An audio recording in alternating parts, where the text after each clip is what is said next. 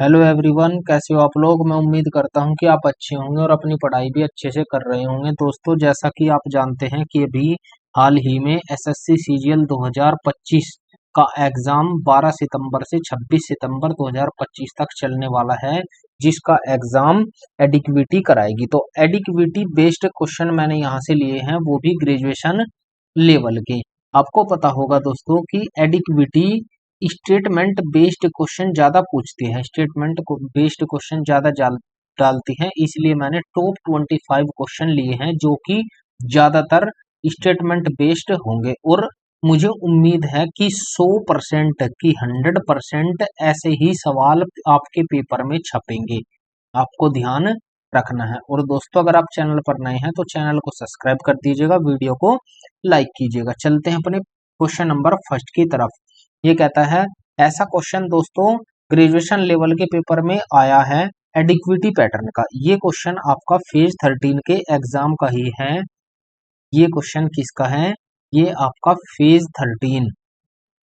ये क्वेश्चन आपका फेज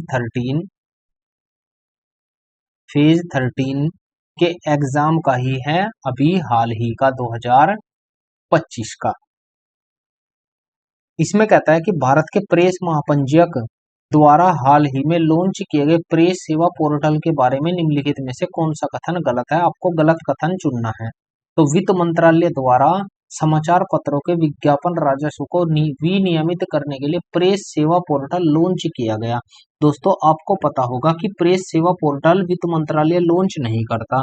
कौन लॉन्च करता है? वो करता है प्रेस महापंजीयक। वो लॉन्च करता है प्रेस महापंजीयक। महापंजीयक महापंजीयक लॉन्च करता है। और प्रेस महापंजीयक कौन है? प्रेस महापंजीयक कौन है? आपको पता होगा, प्रेस महापंजीयक है योगेश। वो है योगेश बाजवा।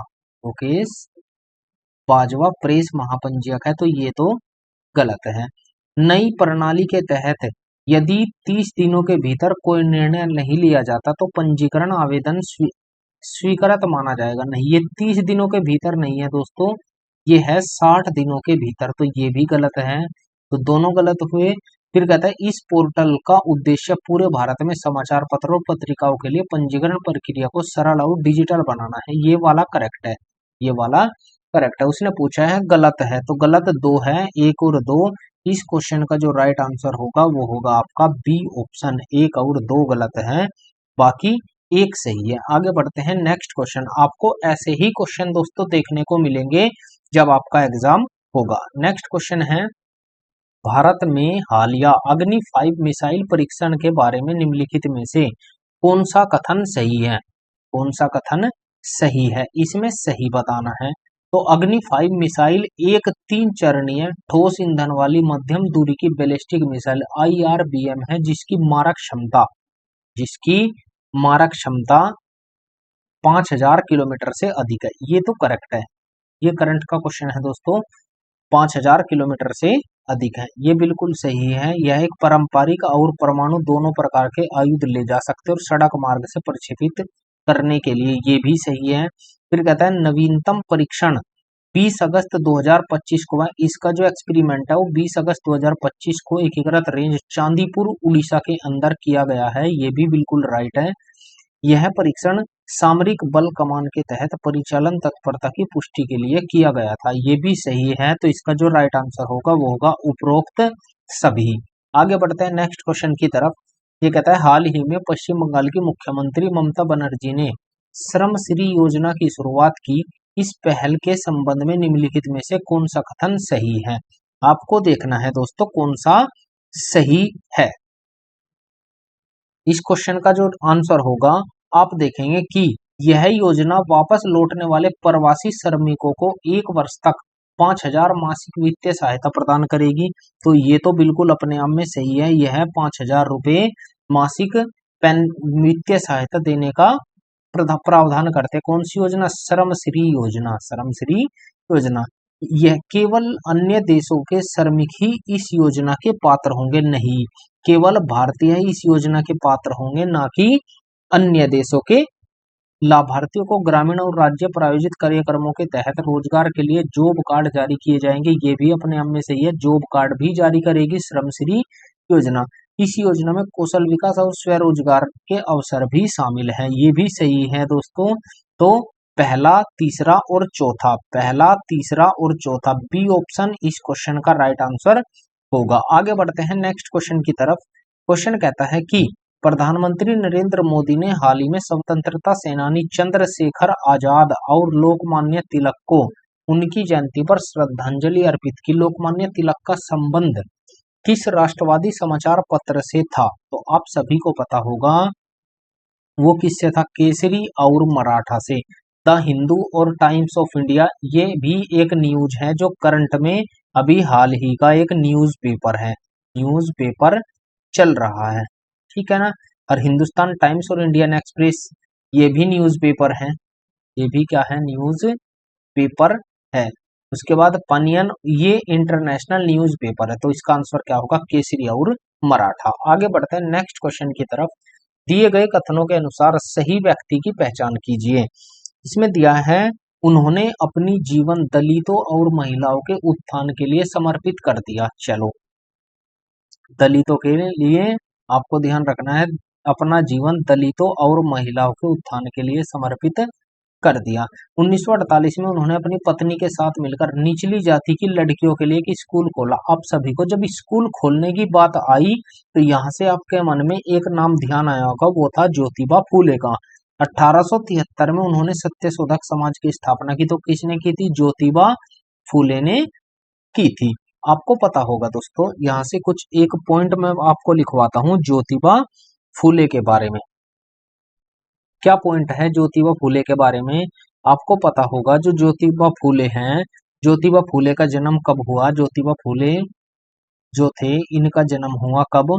1827 से 1827 में जन्म हुआ और 1890 में मृत्यु हुई। आपको ध्यान रखना है। इनकी बहुत सारी पुस्तक भी हैं, तो वो भी आप याद रख सकते हैं। आगे बढ़ते हैं नेक्स्ट क्वेश्चन की तरफ। ये कहता है चेर राजवंश के बारे में कथनों पर विचार कीजिए। ऐसे क्वेश्चन दोस्तों आजकल एग्जाम का ट्रेंड बन चुका है, क्योंकि एग्जाम एडिक्विटी करा रही है, एडिक्विटी करा रही है, तो इसलिए ऐसे क्वेश्चन ज्यादातर हमें देखने को मिलते हैं। तो आपको ऐसे क्वेश्चन बनाकर ही जाने हैं दोस्तों, क्योंकि अगर एग्जाम में क्वेश्चन आया तो हम छोड़ नहीं सकते, हल्के में नहीं ले सकते। इसमें कहा चेर राजवंश के बारे में कथनों पर विचार करना है। अब चेर राजवंश में क्या क्या था वो हमें बताना है। पहला पॉइंट है सेन गुट्टू वन चेरा वंश का अंतिम शासक था, अंतिम शासक था।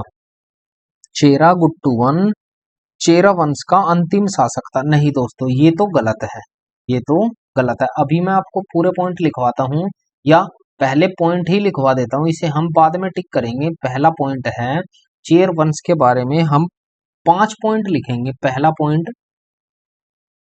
पॉइंट लिखते हैं सेन गुट्टू वन, सेन गुट्टू वन, या मैं लिखता हूं कि चेर राजवंश का संस्थापक कौन था? चेर वंश का संस्थापक,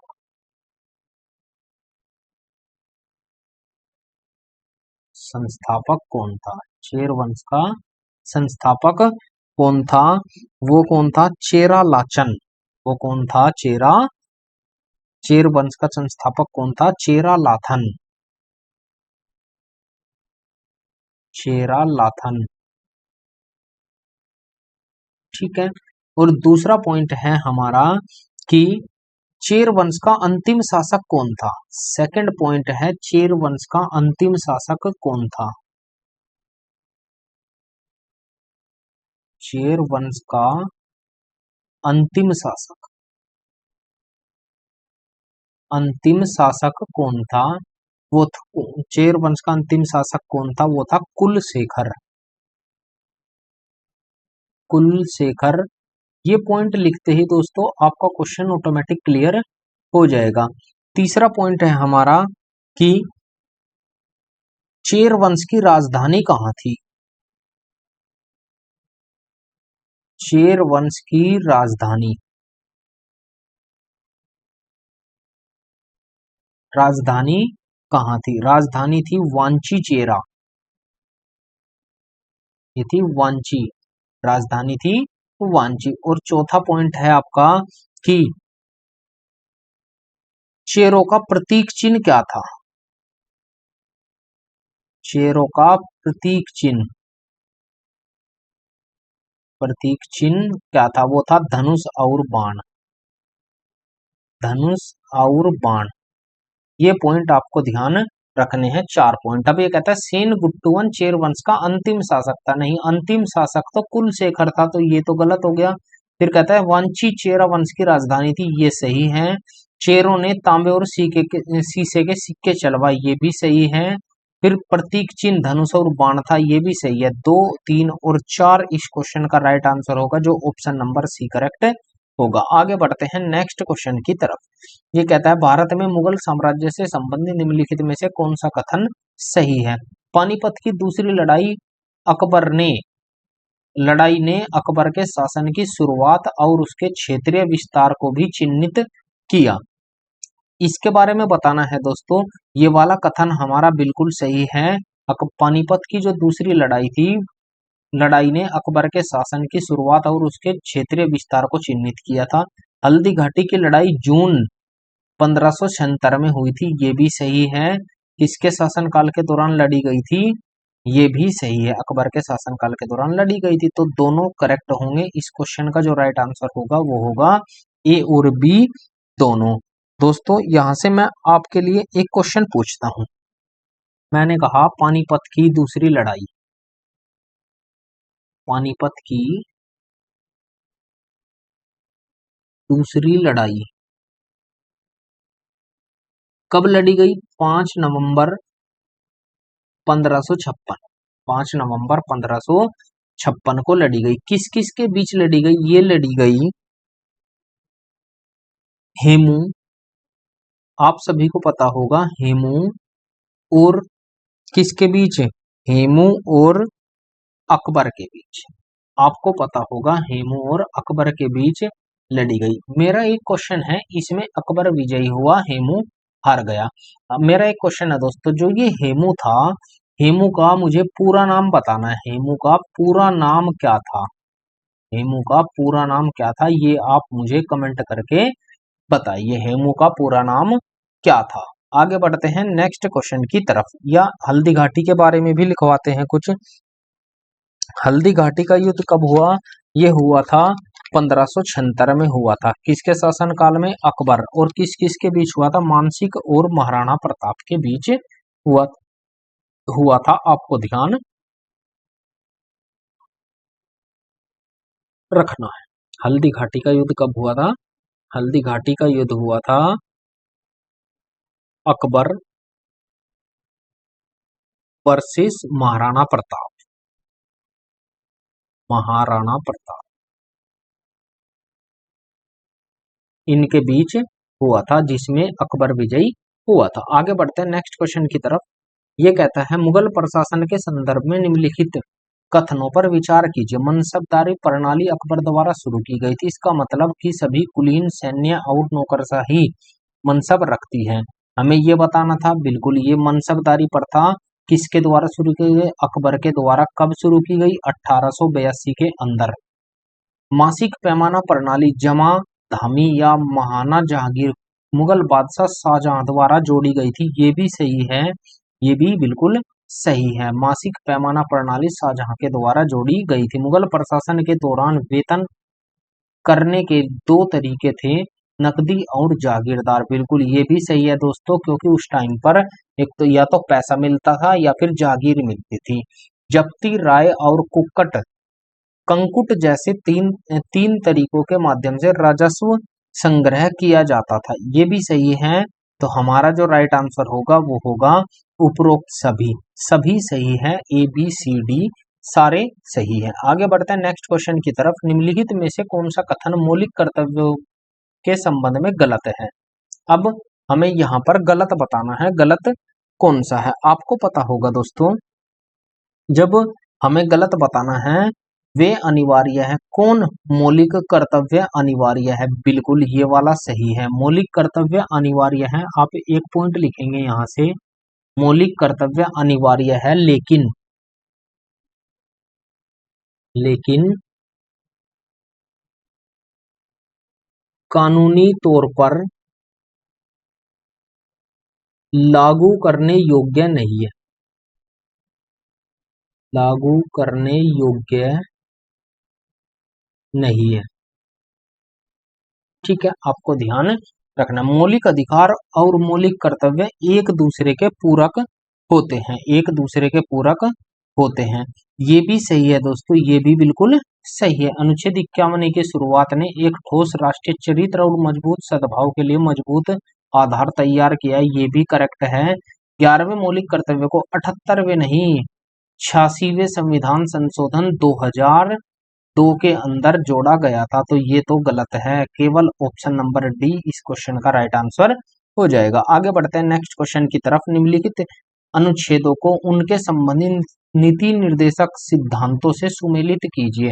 तो सुमेलित करना है, अगर आपको मैंने अनुच्छेद 51 अभी बताया, किससे संबंधित है अनुच्छेद 51? ये अंतरराष्ट्रीय शांति और सुरक्षा को बढ़ावा देने से संबंधित है, तो पहले का तो ए मिल गया। पहले का अंतरराष्ट्रीय अनुच्छेद 51 अंतरराष्ट्रीय शांति और सुरक्षा को बढ़ा, पहले का ए, ये ऑप्शन भी चला गया क्योंकि पहले का डी है, पहले का डी है। अब दूसरे का अनुच्छेद 48 ए, 48 में क्या है? 48 ए के अंदर है पर्यावरण की सुरक्षा, तो दूसरे का डी आना चाहिए, यहाँ दूसरे का बी है, तो केवल कौन सा बचा? ऑप्शन नंबर बी करेक्ट हो जाएगा। मैं पूरे मिला देता हूँ, ठीक है ना। अनुच्छेद ये कहता है, सॉरी ये उल्टा लिखा हुआ है दोस्तों, ये यहाँ पर 3 इधर आना था, 42 इधर, तो ये अनुच्छेद 42 है, 42 अनुच्छेद है। तो अनुच्छेद नंबर जो 42 है वो कहाँ पर आएगा? 42 में है, 42 का होगा ये काम और न्याय संगत मानवीय स्थिति का प्रावधान। अनुच्छेद 43 ये होगा कुटीर उद्योगों को बढ़ावा देना, कुटीर उद्योगों को बढ़ावा देना, आपका आंसर हो जाएगा। आगे बढ़ते हैं नेक्स्ट क्वेश्चन की तरफ। ये कहता है संविधान की 6ठी अनुसूची के अनुसार निम्नलिखित में से किस पूर्वोत्तर राज्य में स्वायत्त जिला परिषद कार्यरत नहीं है? अब नहीं है, असम में भी है 6ठी अनुसूची, असम, त्रिपुरा और मेघालय को अनुमति देती है, ना कि नागालैंड को। तो इस क्वेश्चन का जो राइट आंसर होगा वो होगा नागालैंड। आपको पता होगा जो 6ठी अनुसूची है, जो हमारी क्या है 6ठी अनुसूची है, 6ठी अनुसूची में 3 स्वायत्त जिला परिषद है जो आदिवासी की जिला परिषद होती है, आदिवासियों की जिला परिषद होती है। वो कहाँ पर है? वो एक असम के अंदर है, एक त्रिपुरा के अंदर है और एक मेघालय के अंदर है, नागालैंड के अंदर नहीं है, आपको ध्यान रखना है। लेकिन अगर मैं बात करूं कि नागालैंड में जो उत्सव मनाने की जो परंपरा है उसे स्वतंत्रता किस आर्टिकल के तहत दी गई? वो आर्टिकल है आर्टिकल 371 के तहत, आपको ध्यान रखना है। आगे बढ़ते हैं नेक्स्ट क्वेश्चन की तरफ। भूकंप के संदर्भ में अनुवर्ती बयानों पर विचार करें। अब भूकंप के संदर्भ में हमें अनुवर्ती बयानों पर विचार करना है, तो आपको ध्यान देना होगा दोस्तों। वो कहता है वह बिंदु जहां भूकंप से भूकंप की ऊर्जा निकलती है हाइपोसेंटर कहलाता है। ये बिल्कुल सही है दोस्तों। उसमें कहता है कि जहां से भूकंप बनता है, जहां से भूकंप बनता है, अगर मैं कहूं पृथ्वी के अंदर एक बिंदु होता है, पृथ्वी के अंदर जब भूकंप बनता है तो वह बिंदु जहां से भूकंप शुरू होता है, जहां से भूकंप, या आप लिखोगे तो सही रहेगा, पृथ्वी के अंदर, पृथ्वी के अंदर वह बिंदु जहां से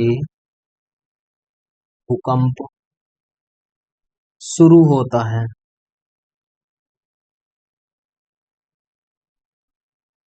उसे हाइपोसेंटर कहते हैं, हाइपोसेंटर कहते हैं, आपको ध्यान रखना है, हाइपोसेंटर कहते हैं, पहला करेक्ट हुआ। अब उसके बाद ये कहता है भूकंप के फोकस के निकट सतह पर स्थित बिंदु को उपकेंद्र कहते हैं, ये भी बिल्कुल करेक्ट है, ये भी करेक्ट है।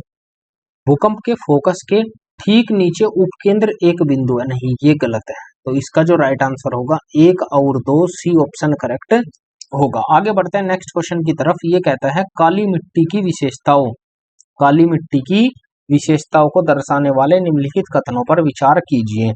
तो इसे रेगुर मिट्टी के नाम से जाना जाता है कपास की खेती के लिए, ये वाला करेक्ट है, रेगुर मिट्टी कपास की खेती के लिए उपयुक्त है, ये सही है। इसकी जल धारण क्षमता अधिक होती है, ये भी सही है। सूखा पड़ने पर ये अपना जल उन्हें दे देती है और फसलों की वृद्धि में मदद करती है। यह मिट्टी मुख्यतः महाराष्ट्र, मध्य प्रदेश, कर्नाटक के कुछ हिस्सों में, आंध्र प्रदेश, गुजरात और तमिलनाडु में पाई जाती है, ये भी करेक्ट है। तो इस मिट्टी में आयरन, चूना, कैल्शियम और एल्युमिनियम की कमी होती है, नहीं ये गलत है।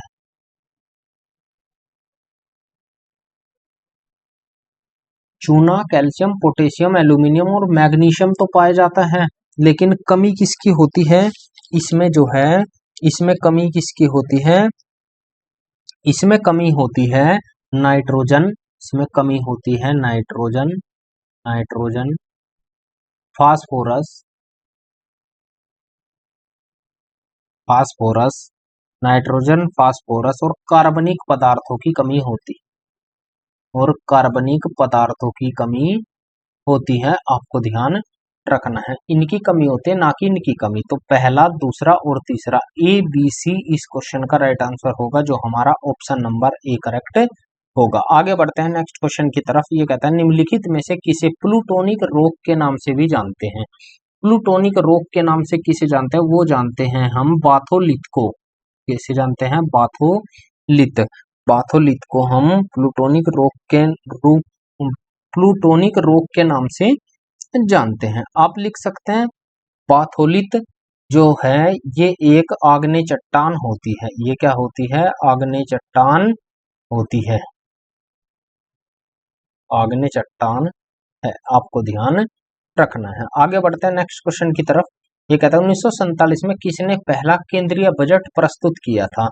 वो बजट प्रस्तुत किया था आर के षणमुखम शेट्टी ने, आर के षणमुखम शेट्टी ने पहला बजट प्रस्तुत किया था। और कब प्रस्तुत किया था आपको ध्यान रखना होगा, ये पहला बजट कब प्रस्तुत किया गया, ये किया गया 26 नवंबर 1947 को, 26 नवंबर 1947 को प्रस्तुत किया था पहला बजट। ठीक है। जॉन मथाई, अगर मैं इंदिरा गांधी की बात करूं तो इंदिरा गांधी कौन थी, पीएम थी, एंड पीएम और कौन थी, वित्त मंत्री दोनों थी, पीएम और वित्त मंत्री दोनों रह चुकी हैं। और मोरारजी देसाई अब तक सर्वाधिक बजट पेश करने वाले व्यक्ति हैं, सर्वाधिक बजट, सर्वाधिक बार बजट पेश करने वाले व्यक्ति हैं, कितनी बार, 10 बार, ठीक है ना। और उसके बाद जॉन मथाई की बात करते हैं तो पहला रेलवे बजट, पहला रेलवे बजट, बजट किसने पेश किया, जॉन मथाई ने, कब पेश किया, 1947 में, 1947 में, आपको ध्यान रखना। आगे बढ़ते हैं नेक्स्ट क्वेश्चन की तरफ।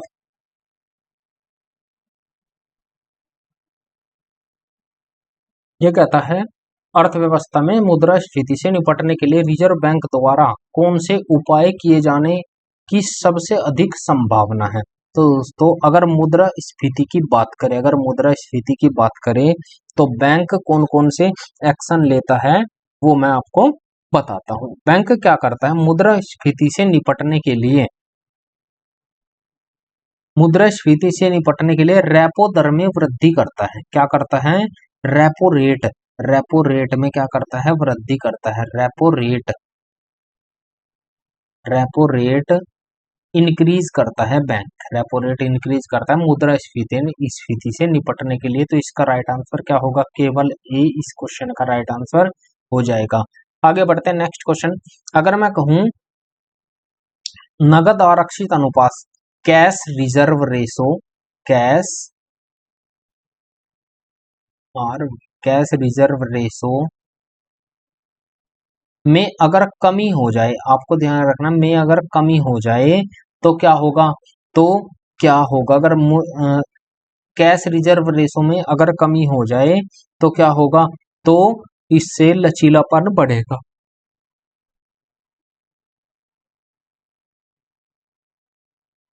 इससे क्या होगा, कैश रिजर्व रेशो अगर कम हो जाए तो अर्थव्यवस्था में लचीलापन आएगा, अर्थव्यवस्था में लचीलापन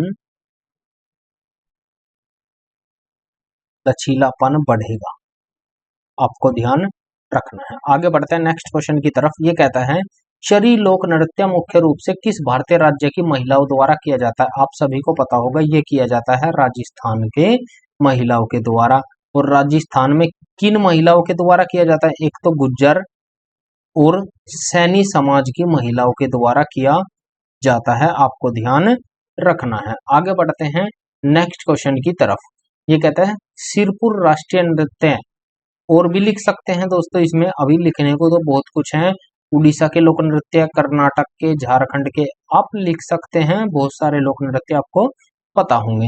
ये कहता है सिरपुर राष्ट्रीय नृत्य और संगीत उत्सव प्रतिवर्ष किस भारतीय राज्य में आयोजित किया जाता है। तो सिरपुर सिरपुर राष्ट्रीय उत्सव और नृत्य किस राज्य में आयोजित किया जाता है, आपको पता होगा ये आयोजित किया जाता है छत्तीसगढ़ में। दोस्तों आजकल एडिक्विटी ऐसे क्वेश्चन इसलिए बनाते हैं क्योंकि ये लगभग करंट का क्वेश्चन है। अब जब करंट का क्वेश्चन है तो बच्चा इसमें कंफ्यूज ज्यादा होगा, इसलिए ऐसे क्वेश्चन एडिक्विटी बनाती है।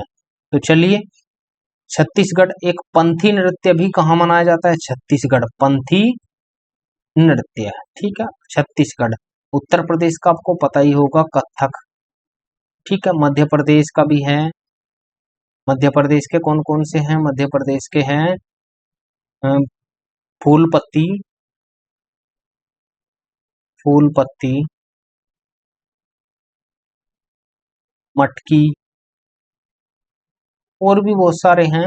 और झारखंड सरहुल उत्सव, बहुत सारे उत्सव मनाए जाते हैं झारखंड में भी। आगे बढ़ते हैं नेक्स्ट क्वेश्चन की तरफ। क्वेश्चन कहता है निम्नलिखित कथनों के आधार पर संगठन की पहचान करें। यह 10 एशियाई पूर्व एशियाई देशों से मिलकर बना है एक क्षेत्रीय अंतर सरकारी संगठन है। चलो, इसकी स्थापना 8 अगस्त 1967 को हुई है। चलो, इसका मुख्यालय जकार्ता इंडोनेशिया में है। तो ये कौन सा संगठन है, दक्षिण पूर्व एशियाई राष्ट्रों का संघ है, दक्षिण एशियाई क्षेत्रीय सहयोग संघ है, पूर्वी एशिया शिखर सम्मेलन है, एशिया प्रशांत आर्थिक सहयोग है। ये है दक्षिण पूर्व एशियाई राष्ट्रों का संघ, दक्षिण पूर्व एशियाई राष्ट्रों का संघ है, जिसे हम क्या बोलते हैं, इसे बोलते हैं हम आसियान, इसे हम क्या कहते हैं, आसियान कहते हैं। अब आसियान की स्थापना कब होती है वो इसने दिया हुआ है, स्थापना होती है 8 अगस्त 1967 को, ठीक है। इसमें कितने देश शामिल है, 10 देश इसमें शामिल है। और इसका हेड क्वार्टर कहाँ है, हेड क्वार्टर इसका जकार्ता इंडोनेशिया में, जकार्ता इंडोनेशिया, ठीक है, आपको ध्यान रखना है। आगे बढ़ते हैं नेक्स्ट क्वेश्चन की तरफ। ये कहता है नेक्स्ट क्वेश्चन में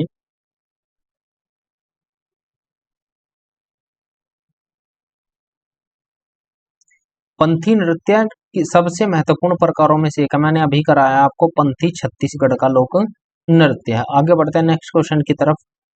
निम्नलिखित में से किसे गैर भारतीय भारत रत्न से सम्मान किया गया है, गैर भारतीय, निम्नलिखित में से किसे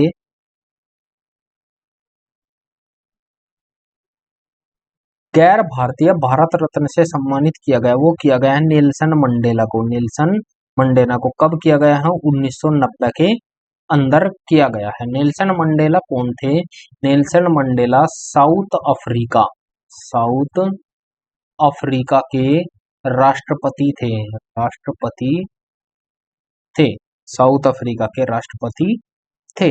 आगे बढ़ते हैं नेक्स्ट को। मदर टेरेसा को कब मिला भारत रत्न, मदर टेरेसा को मिला 1979 में भारत रत्न दिया गया, भारत रत्न दिया गया, ठीक है। आगे बढ़ते हैं नेक्स्ट क्वेश्चन की तरफ। ये कहता है तहकीक ए हिंद पुस्तक के लेखक कौन है, आप सभी को पता होगा वो कौन है, अल बरूनी, अल बरूनी तहकीक ए हिंद पुस्तक के लेखक हैं।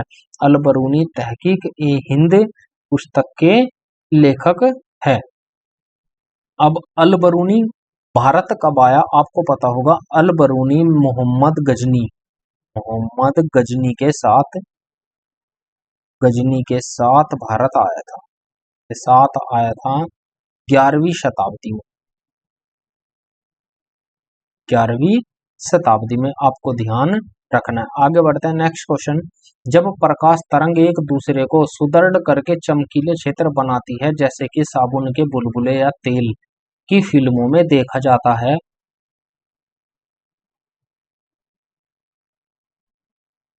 तो क्या प्रभाव देखा जाता है। आप ये देखा जाता है दोस्तों, क्या प्रभाव देखा जाता है।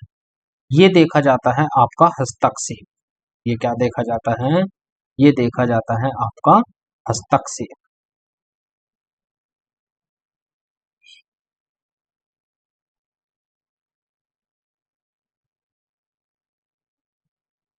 ये देखा जाता है, क्या देखा जाता है, एक सेकंड देंगे दोस्तों। ये देखा जाता है आपका हस्तक्षेप। क्या देखा जाता है, हस्तक्षेप देखा जाता है। आपको ध्यान रखना है, ये हस्तक्षेप देखा जाता है। अब इसमें विवर्तन ध्रुवीकरण करने को तो आप कुछ भी लिख सकते हैं, इसमें ध्रुवीकरण क्या है, ये क्या है, लेकिन आपको केवल हस्तक्षेप याद रखना है, बाकी आपको नहीं छेड़ना। आगे बढ़ते हैं नेक्स्ट क्वेश्चन की तरफ। ये कहता है निम्नलिखित में से कौन सा अम्लत्वनाशक गोलियों का अनुमानित पीएच स्तर है। अनुमानित पीएच स्तर होता है तो वो होता है 10। वो क्या होता है, 10 होता है। अनुमानित पीएच स्तर कितना होता है, 10 होता है। तो आपको ध्यान रखना है दोस्तों, पीएच का मान हम कहाँ तक ले सकते हैं। तो पीएच वैल्यू जो है वो 1 से लेके 14 तक हो सकती है। 1 से लेके 14 तक हो सकती है। अगर हम बात करें 1 से 14 तक हो सकती हैं, अगर 7 है तो वो उदासीन होगा। वो क्या होगा, उदासीन होगा। अगर 7 है तो वो उदासीन होगा।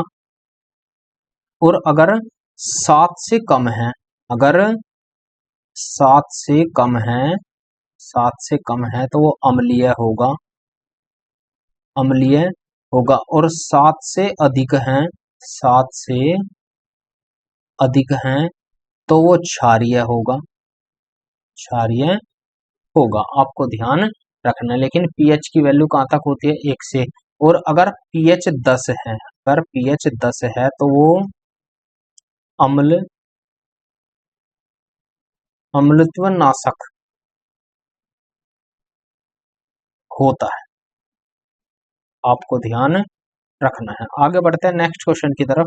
ये कहता है जल तनाव की प्रतिक्रिया में रंध्रों के बंद होने से कौन सा पादप हार्मोन जुड़ा है। हमें बताना है। वो जुड़ा है abscisic acid, abscisic acid, abscisic acid के एक हार्मोन है जो जुड़ा हुआ है रंध्रों के बंद होने से। तो आपको ध्यान रखना है दोस्तों, ये कैसे बंद करता है। आपको पता होगा जब कोई पेड़ सूखने लगता है तो उसकी पत्तियों में क्या होता है, कुछ पानी भरा रहता है। तो उसके रंध्र, कोई पौधा सूख जाता है तो पानी की कमी अनुभव करेगा, तो उसकी कोशिकाओं में जमा जो पानी है वो उसे दे देता है, इसलिए वो हरा हो जाता है। उसे हम बोलते हैं एब्सिसिक एसिड बोलते हैं। तो आपको ध्यान रखना है दोस्तों। ये थी आज की हमारी क्लास, ये थी आज की हमारी क्लास। और अगर आपको क्लास अच्छी लगी हो, क्लास आपको अच्छी लगी हो तो वीडियो को लाइक कीजिएगा और चैनल को सब्सक्राइब कीजिएगा। और अगर आप दोस्तों चैनल पर नए हैं तो चैनल को जरूर सब्सक्राइब कीजिएगा, ताकि आपको आने वाली वीडियो सबसे पहले मिलती रहे। मैं एक वीडियो डेली लेकर आऊंगा दोस्तों, जीके जीएस की, जीके जीएस की, जिसमें टॉप 25 क्वेश्चन मैं आपको कराऊंगा। टॉप 25 क्वेश्चन एडिक्विटी पैटर्न के, एडिक्विटी पैटर्न के, पैटर्न के मैं आपको डेली कराऊंगा। तो आज के लिए इतना ही दोस्तों। Thank you. जय हिंद, जय भारत।